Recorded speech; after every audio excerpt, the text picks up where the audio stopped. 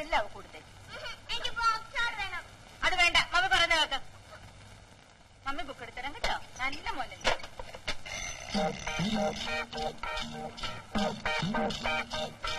കണ്ടോ മമ്മി, ഇവനെന്റെ യന്ത്ര മെഷീന് കണ്ടോണ്ട് പോവുകയായിരുന്നു. എടാ, നീ വീണ്ടും മോഷ്ടിക്കാൻ തുടങ്ങിയല്ലേ? ഡാഡി ഇങ്ങ് വരട്ടെ, അടിച്ചതിന്റെ തുടങ്ങി തോല് പൊട്ടിക്കാൻ പറയാം.